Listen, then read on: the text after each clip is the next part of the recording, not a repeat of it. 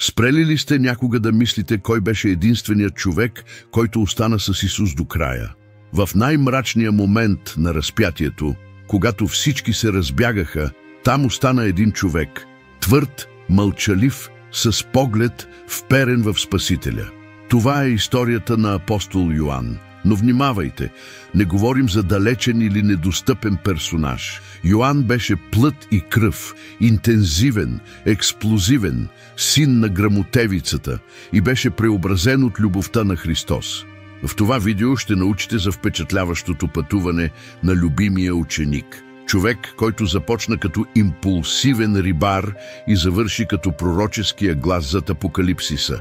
Да, същият Йоан, който лежеше на гърдите на Исус на тайната вечеря, който се грижеше за майката на Христос, който написа най-дълбокото Евангелие и най-любовните писма в Библията.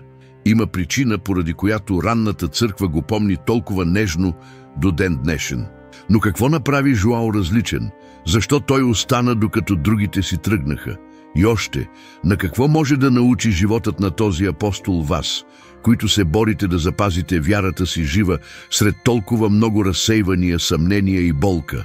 Ако някога сте се чувствали сами по време на вашето християнско пътуване или някога сте се страхували да не стигнете до края, тази история ще ви покаже, че има път и че той включва любов, вярност и дълбока духовна трансформация. Пътуването на Йоан всъщност е покана. Да следваш Исус не е просто решение, а ежедневно изграждане. И тази конструкция включва падания, промени на маршрута, вътрешно изцеление и любов, която надминава разбирането. Пригответе се да се потопите в истинска увлекателна история, пълна с разкрития. Не става въпрос само за Жоао. Става въпрос за мен, за теб, за всички нас. Сега поемете дълбоко дъх, отворете сърцето си и елате с мен, за да открием как един обикновен рибар от Ефес стана един от най-великите духовни водачи в историята. И най-важното, какво общо има това с живота ви днес? Йоан не е роден като апостол. Той беше просто млад рибар от Галилея, свикнал с миризмата на морето, тежестта на мрежите и трудностите на ежедневната работа. Син на Зеведей и брат на Яков, той става известен сред учениците си като един от синовете на гръмотевицата, прякор, даден от самия Исус заради експлозивния му нрав. Той беше интензивен, импулсивен и имаше почти неконтролируема енергия, но тази вътрешна сила криеше и дълбока жажда за нещо по-голямо. Празнота, която нито морето, нито рибата, нито рутината могат да запълнят. Йоан вече беше чувал за Йоан Кръстител. И точно там, в този глас, който викаше в пустинята, сърцето му се събуди. Той започна да осъзнава, че в живота има нещо повече от сребърни кастанети или пълни мрежи. Младият рибар искаше истината, искаше божествено присъствие, искаше смисъл. И точно в този момент на търсене се появява Исус. Не с проповед, нито с обещание за величие, а с проста покана. Елате и вижте. Това беше всичко, което Джон искаше да чуе. Оттам нататък нищо не беше както преди. Представете си млад мъж, който винаги е реагирал с интензивност, но който за първи път е призован да погледне навътре. Следването на Исус беше началото на неговата духовна трансформация. Не беше магическо, нито мигновено, но беше истинско. А може би и при вас е така. Понякога промяната започва с малко решение, като например да се откажете от мрежата и да направите първата стъпка към неизвестното. Йоан ни учи, че духовната смелост не е липсата на страх, а смелостта да следваме, дори без да знаем точно на къде. Любопитно как Бог не избира най-готовите, а най-желаните. Йоан все още имаше много да учи, но Исус вече видя в него потенциала да стане любимият ученик. Дори с неговите недостатъци, експлозии и нетърпение имаше сърце, готово да бъде оформено. Исус не търси съвършенство, той търси освобождаване. И това предложи Джон. Ако се чувствате твърде несъвършени, за да бъдете използвани от Бог, спомнете си Йоан, синът на гръмотевицата, който стана апостол на любовта. Началото на неговата история ни показва, че никой не е твърде малък, за да преживее нещо голямо с Бог. Всичко започва, когато спрем да гледаме мрежите на живота и започнем да слушаме онзи глас, който вика «Ела и виж». Джон слушаше. Джон го последва. Джон беше преобразен. И това е само началото на едно пътуване, което ще ви изненада. Жоао си спомни точно този ден. Прахта по пътеката, топлината по лицето и очакването в гърдите. Когато Исус го погледна и каза цепам «Ела и виж», това не беше просто покана за разходка, беше призив да живеем с нова идентичност. Удивително е как едно просто изречение може да промени всичко. От този момент нататък Жоао вече не беше просто рибар. Той стана последовател на Месията. И повече от това, започна едно пътуване на духовна трансформация, което щеше да бележи цялата история на първичната църква. Тази първа среща с Исус не се случи в храм или в чудодейна обстановка, а в ежедневието. Понякога чакаме големи знаци, за да променим живота си, но Бог обикновенно действа просто. Йоан видя в Исус нещо, което светът не предлагаше – истина, светлина, посока.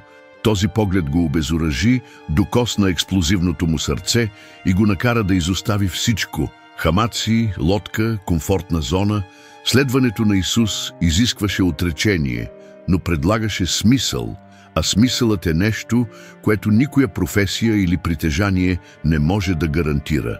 Това обаждане стана водеща нишка в живота му. Когато Исус казва «Елате и вижте», Той ни кани да изпитаме, а не просто да вярваме. Йоан започна да ходи с учителя, да наблюдава нагласите му, да слуша думите му, да вижда чудесата му. Той стана свидетел как Евангелието на Йоан се разкрива пред очите му, Евангелие, направено не само от думи, но и от плът, докосване и присъствие. Вярата, която някога беше желание, сега придоби форма. Ако чувствате, че вашата вяра е далечна или теоретична, може би е време да видите със собствените си очи какво иска да разкрие Исус. Този начален момент ни напомня, че няма жива вяра без истинска среща. Джон не беше убеден, той беше запленен. И това променя всичко. Когато наистина намерите Исус, вече не можете да продължите по същия начин. Нещо вътре се променя. Приоритетите се променят. Самият възглед за живота се променя. Жоао изпита това от първа ръка. И може би това е, което търсите. Жива, осезаема, трансформираща вяра. Не на база традиция, а на присъствие. Вяра, която гледа Исус в очите и решава, ще вървя с Него до края. Въздействието на тази среща отеква през целия живот на Джон. Нищо не замества истинската среща с Христос. Той не е просто идея, той е човек. И когато го намерите, всичко се променя. Така беше и с Джон. Йоан не просто последва Исус, той стана един от най-близките. Заедно с Петър и Яков, той образува най-близкия кръг на учителя. Той присъстваше в моменти, на които малцина бяха свидетели, като възкресението на дъщерята на Яир, преображението на планината и дълбоката мъка в Гетсимания. Но повече от физическа близост, Йоан култивира душевна връзка с Исус. Не напразно той беше наречен любимият ученик. Не защото беше любимец, а защото разбираше като малцина други сърцето на Спасителя. На тайната вечеря, докато всички все още бяха объркани какво щеше да се случи, Йоан се облегна на гърдите на Исус. Този жест, изпълнен с обич и благоговение, разкриваше повече от интимност. Той показваше доверие. Жоао не просто искаше да се учи от учителя, искаше да бъде близо, да усети сърцето му, да улови духа му. И това го накара да разбере дълбоки истини, които другите все още не можеха да видят. Когато връзката е изградена върху любов, ученето е нещо повече от доктрина, то е вътрешна трансформация. Този тип връзка не се случва случайно. Жоао култивира това. Той слушаше повече, отколкото говореше, служеше повече, отколкото обсъждаше, оставаше повече, отколкото разпитваше. Във времена, когато много хора търсят видимост, Йоан ни учи, че истинското духовно лидерство идва от близостта с Христос. Да бъдеш любим ученик означава повече близост, отколкото позиция. И тази близост е достъпна за всеки, който реши да върви с смирение, преданост и всеотдайност.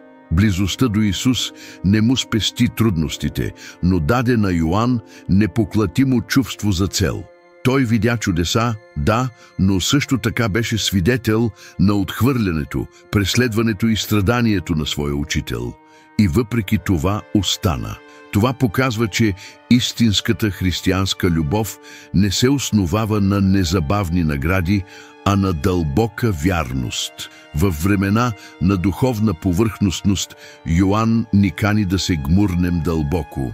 Не да се задоволяваш с ръба, а да вървиш към центъра на божественото присъствие. И може би се чудите, мога ли да имам такава връзка с Бог? Отговорът е да. Йоан не беше теолог по рождение. Той беше рибар, интензивен, пълен с остриета, но решението му да се приближи до Исус промени всичко. Вие също можете да бъдете любим ученик, не по заслуги, а по избор. И този избор започва сега със сърце, готово да слуша, следва и обича. Жоао започва пътуването си като син на гръмотевицата. Интензивен, импулсивен и понякога дори арогантен. Веднъж той дори поиска огън от небето, за да погълне самарянско село, което отхвърли Исус. Сериозно е, искаше да разреши нещата с сила и наказание, като някой, който носи чук в ръката си вместо сърце, готово да обича. Но Исус не се отказа от него. Напротив, той използва точно тези моменти, за да научи, че Царството Божие не се гради с налагане, а с служение, състрадание и смирение. Това, което Жоао преживя, беше истински процес на вътрешна деконструкция. Малко по малко учителят оформи своя характер. Вместо да търси първото място, той се научи да си мие краката. Вместо да се състезава за известност, той разбра, че величието се крие в служенето. Исус не просто говореше за любовта, той я демонстрираше ежедневно. И Йоан, със своя внимателен поглед и отворено сърце, беше преобразен от тази божествена педагогика. Същият човек, който искаше да призове огън от небето, продължи да учи, че тези, които не обичат, не познават Бога. Тези уроци не бяха само на теория. Те бяха приложени на практика в реални и трудни ситуации. Джон се научи да не реагира с насилие, а с кротост. Да не се обиждаме лесно, а да понасяме с търпение. Това не означава, че е станал пасивен или слаб. Напротив, християнската любов, която е научил от Исус, е силна, издръжлива и преднамерена. Това е видът любов, който изисква смелост да простиш, зрялост да отстъпиш и вяра да продължиш дори когато няма незабавна заплата. Жоао се превърна в живо огледало на уроците на учителя. Той интернализира смирението до такава степен, че в своите писания дори не споменава директно собственото си име. Той нарича себе си ученикът, когото Исус обичаше, не от его, а от благодарност. Това показва напълно преоформена идентичност, някога определена от темперамента, сега определена от любовта на Христос.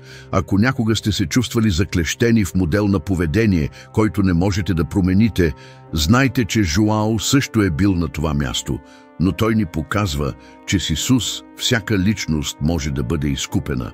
Уроците на любов и смирение, които оформиха Йоан, остават жива покана за нас днес. В свят, в който егото крещи, примерът на Джон нашепва със сила: бъди слуга. Във времена на нетолерантност той ни напомня: практикувайте християнска любов. И когато изглежда трудно да изживеете това на практика, спомнете си кой беше той и кой стана. Това доказва, че няма значение откъде започвате, има значение кого избирате да следвате. В най-мрачния час, когато страхът заглуши гласовете и надеждите, сякаш течаха през кръвта по дървото, Жоао остана. Той беше единственият от 12-те, който остана в подножието на кръста, изправен пред обвинителни погледи, риск от арест и съкрушителната болка да види своя учител разпнат. Това не беше жест на внезапна смелост, а плод на лоялност, изграждана ден след ден. Докато другите апостоли избягаха, Йоан стоеше твърдо. И там, насред смъртта, той получи едно от най-големите бремета, които едно човешко същество може да има. Исус, дори да виси в страдание, погледна Йоан и каза: «Ето майка ти». И към Мария: «Ето твоя син». С тези думи той прехвърли грижите за майка си на Жоао. Това беше акт на доверие, но също и декларация. Ти остана, ти си верен. Този момент запечата самоличността на Йоан като любим ученик не чрез думи, а чрез присъствие.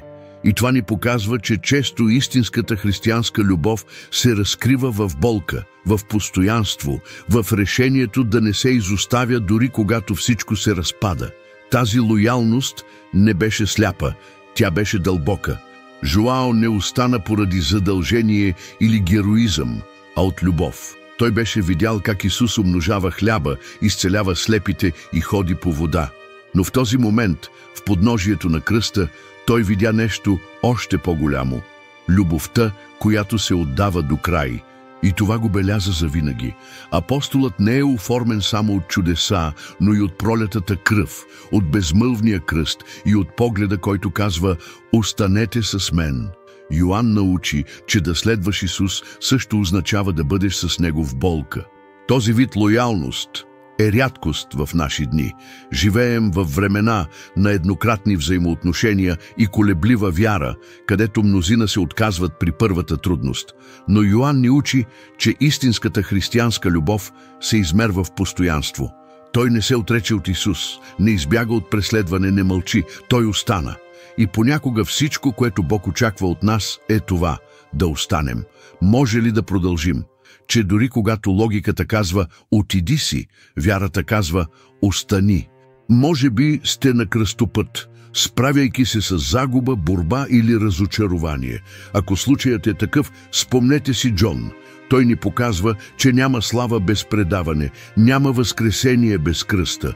Верността до край не е за перфектните, а за предалите се. И когато останеш с Исус в болка, Той ти поверява съкровища, които се разкриват само на тези, които остават. Жоао остана и светът вече никога не беше същият. Йоан беше не само свидетел на действията на Исус, той също стана пратеник на Неговите най-дълбоки истини.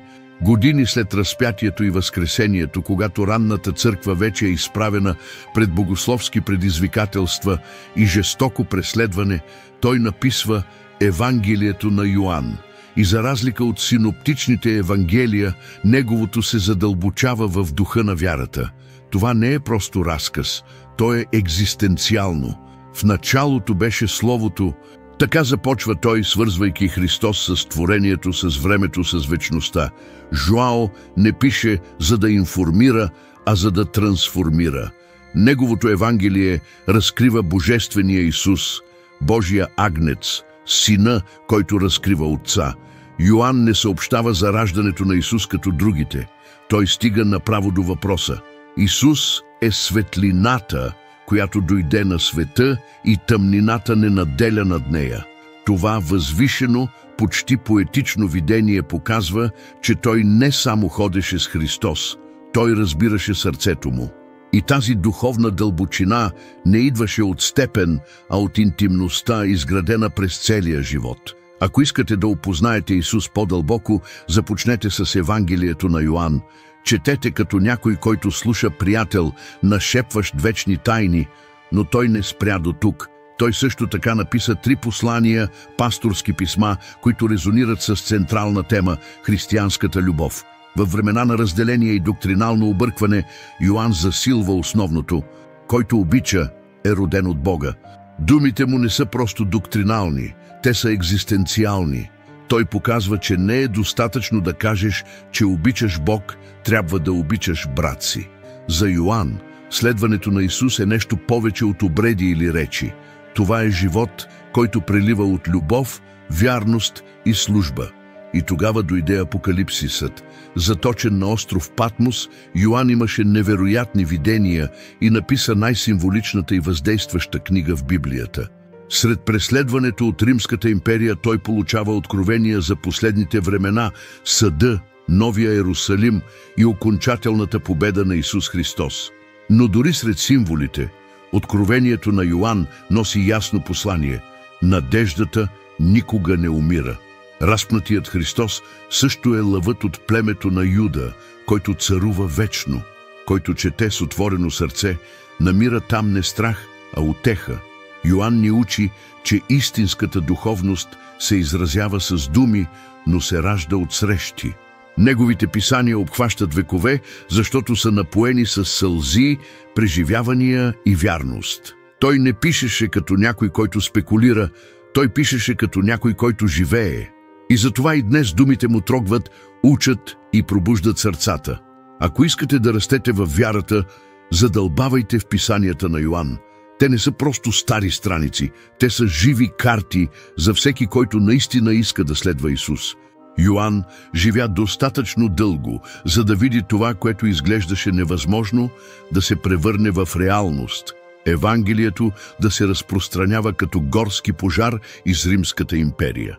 Той видя християнски общности да се появяват в далечни места. Видя прости и силни хора да се предадат на призива на Исус Христос. От галилейски рибар той се превърна в един от стълбовете на духовното водачество в ранната църква. И ролята му надхвърли думите. Джон обучаваше, създаваше водачи, грижеше се за цели стада с усърдието на някой, който знае стойността на всяка душа. Ефес беше най-известната му сфера на дейност. Стратегически град, пълен с търговия, езичество и духовни предизвикателства. Но именно там Жоао се утвърждава и оставя дълбоки следи. Той не пристигна с внушителна реч, а с живот, отразяващ служба и смирение. Той беше старецът, който беше видял всичко – преследване, предателство, чудеса и мъченичество. Но той все още запази вярата си твърда, сърцето си топло и словото си живо. Присъствието му там беше като факла сред културния мрак на онова време. Сред неговите ученици е Поликарп, един от първите християнски мъченици, който ще пренесе учението на апостола с смелост и вярност. Жоао не беше просто лидер, а треньор на треньори. Той разбра, че мисията не свършва с него самия. Евангелието беше семе и неговата роля беше да напоява, защитава и ръководи новите плодове. Това ни учи, че следването на Исус също възпроизвежда това, което получаваме, независимо дали от дома, в общността или навсякъде, където вярата трябва да процъфтява. Дори и на преклонна възраст Жоао не се изолира. Той продължи да пише, да съветва и най-вече да обича. На него се гледаше като на референтна фигура, почти на духовен баща, който казва много само с няколко думи. И е любопитно как Бог избира малко вероятното. Този буен млад мъж отпреди сега беше уважаван старейшина, съветник на вярата, жив свидетел на всичко, което Христос беше направил. Той беше буквално връзката между времената, между поколението на Исус и новото поколение, което се появяваше. Животът на Жоао ни показва, че въздействието на добре живяната вяра надхвърля граници, поколения и ограничения. Не става въпрос само за евангелизиране на тълпи, но за дисциплиниране на хората, формиране на духовни наследства, оставяне на белези в невидимото. И ако смятате, че нямате какво да предложите, помнете, Жоао беше просто млад мъж с мрежа в ръцете си и в крайна сметка повлия на света. Може би това, което имате днес, е малко, но дадено на Исус, то може да стане вечно. С течение на годините Йоан става почти легендарна фигура сред християните в Мала Азия. Той вече не беше буйният младеж, а мекият старец с дълбоки очи и думи, пълни с мъдрост. Той беше обичан не заради статуса, а заради начина, по който живееше. Учениците го заобиколиха не само за да чуят спомените му от времената с Исус, но и за да поемат същността на някой, който е бил оформен от християнската любов. Неговото любимо учение, повтаряно дори през последните дни, беше просто и силно: „Малки деца, обичайте се един друг“. Тази фраза не беше духовна баналност. Това беше завършекът на цял живот на учене, живот с Христос и дълбоки преживявания. Жоао разбра, че в крайна сметка най-важното е любовта. Любов, която прощава, която приветства, която възстановява. не използваше сложни думи или сложни речи. Той говореше с авторитета на човек, който живее това, което той проповядва. И точно това направи съвета му толкова въздействащ. Той дойде от разбито сърце и пълен с откровение. Жоао е търсен от лидери, млади новопокръстени и дори любопитни хора. Неговото лично свидетелство беше мост между историческия Христос и вярата, която живее в настоящето. Дори без социални мрежи, без микрофони, без модерни структури, той формира общности, укрепва църкви и ръководи души с силата на своя пример. Във времена на преследване той беше фар, който поддържаше пламъка на надеждата жив. И това ни учи, че духовната зрялост не е във възрастта, а в дълбочината на предаването. Невъзможно е да мислим за Жоао, без да си спомним нежността, с която се отнасяше към братята си. Дори когато се караше, го правеше с любов. Дори когато предупреждаваше, беше с пастирски дух. Неговото служение беше подхранвано от рядко смирение. Той знаеше, че всичко, което е станал, е плод на благодат. От син на грамотевицата до ученик на любовта, това беше траекторията, която той сега предава не само с думи, но и с самото си присъствие. Йоан беше живо писмо от Христос. Ако искате един ден да бъдете ориентир за другите, погледнете Жоао. Той ни показва, че истинският учител е този, който учи повече със сърцето си, отколкото с устата си. Това водещо е сервиране, че любовта е най-голямото наследство и че най-простите думи, когато идват от живата истина, могат да отекнат за поколенията. Жоао нямаше нужда да вдига шум, за да бъде чут. Просто трябваше да остане и да обича. В края на живота си Йоан вече не говори за велики дела, чудеса или сложни теологични дебати. Посланието му беше ясно и директно. Бог е любов. Тази фраза, която може да изглежда твърде проста за някой, носи дълбочина, способна да обезоръжи всяка духовна съпротива. За Йоан любовта не беше незадължително чувство, нито придатък към християнската вяра. Тя беше основата, центърът, самото ДНК на пътуването с Христос. И той говореше за това не като някой, който повтаря доктрина, а като някой, който живее тази истина в дълбините на своето същество. Йоан учи, че истинската любов не е нито пасивна, нито крехка. Тя е твърда, тя е ангажирана, тя е трансформираща. В своите послания той подчертава, че всеки, който твърди, че обича Бога, но мрази брат си, е в тъмнина. Силно, нали? Но именно тази любяща дързост определя неговата теология. Той предизвиква християните в ранната църква и предизвиква нас днес да преминем отвъд Словото и да преминем към практика. Да обичаш, както Исус обичаше, е повече от красиво. Това е революционно. Сервира се без очакване на връщане. Прощава без условия. Това е актьорско поведение, дори когато другият не го заслужава. И вижте, Жоао не говори за тази любов по теоретичен начин. Той го опита. Той видя Исус да мие краката. Той видя Исус да плаче. Той видя как Исус прощава на предателите. И той видя как Исус даде собствения си живот от любов. Това оформи душата му. И затова той толкова много настояваше да обичаме не на думи, а на дело и с истина. Жоао разбра, че любовта е най-висшият израз на духовност. Това не е нещо, което чувствате. Това е нещо, което може да се реши. Глагол, който се комбинира с действия, избори, откази. Лесно е да се говори за любов. Наистина е трудно да обичаме тези, които ни разочароват, тези, които ни дразнят, тези, които ни противопоставят. Но Жоао не ни дава този изход. За него християнската любов е еднопосочна улица. Тя не зависи от отговора на другия човек. Той ни предизвиква да разсъждаваме каква част от моето християнство всъщност е любов в движение. Доколко моята духовност се е превърнала в конкретни жестове на грижа, състрадание и търпение. Отговорът на тези въпроси разкрива колко много все още трябва да приличаме на Христос. Любовта като същност е наследството, което Джон ни оставя.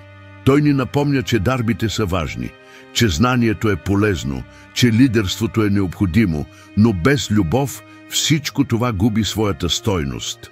Ако искате да задълбочите вярата си, започнете от тук – любов. Изберете да обичате всеки ден, дори когато не е лесно, защото, както разбра Йоан, който люби, остава в Бога и Бог в него. Историята на Йоан не свършва на Патмос, нито на страниците на неговите писма, Евангелието или апокалиптичните видения. Това, което той преживя, надхвърля времето, защото неговото наследство е духовно, дълбоко и вечно. Той ни показа със собствения си живот, че е възможно да бъдем преобразени от любовта на Исус Христос по радикален начин.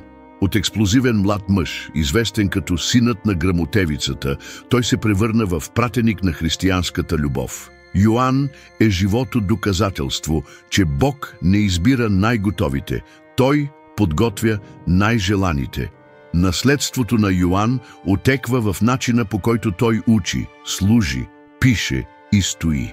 Той повлия на поколения, формира лидери, консолидира доктрини и преди всичко научи какво означава да следваш Исус вярно до края. Животът му е отворено писмо за духовна трансформация. Няма значение как някой започва, има значение на кого позволява да оформи сърцето му, и Джон го позволи.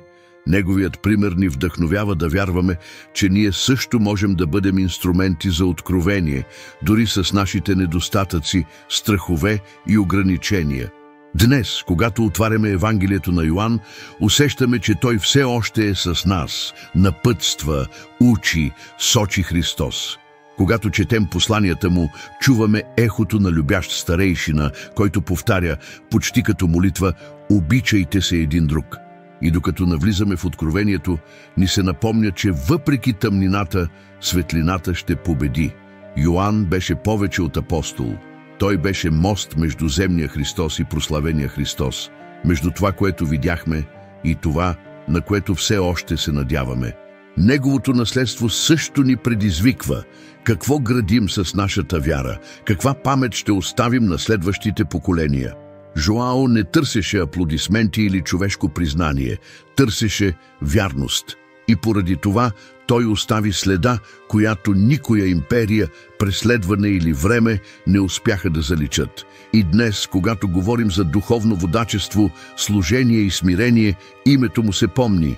Не чрез сила или надмощие, а чрез любов. Любов, която обхваща векове и все още преобразява живота. Ако има нещо, което можем да научим от Джон, то е следното.